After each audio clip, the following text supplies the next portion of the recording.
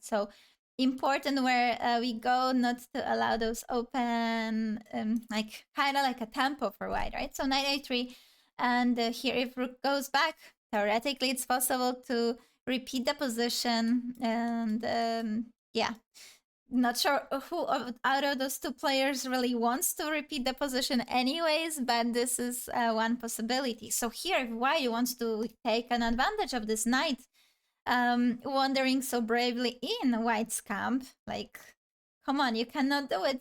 G4 immediately, just fighting with the bishop. Bishop takes, of course, it no longer defends on c2. So if knight grabs the rook, well, we give the rook for the moment for the bishop, but we count that we are still going to manage to grab this knight because it still can't really safely go back home. So now what white wants to do is play simply bishop somewhere and take on a1.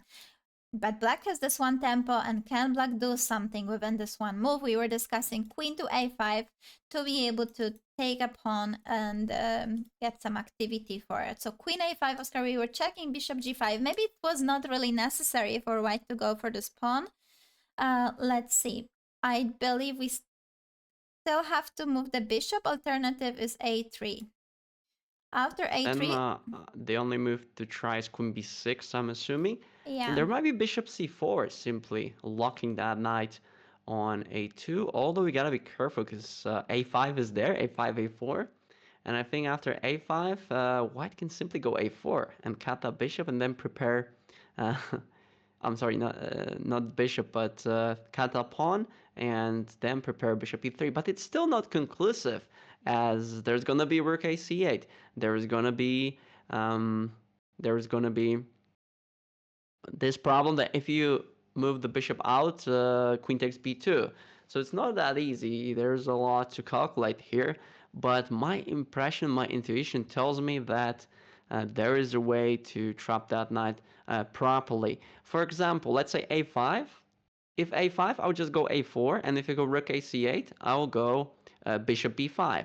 And then I can cut off your queen, and bishop e3 is next on the list, and the knight is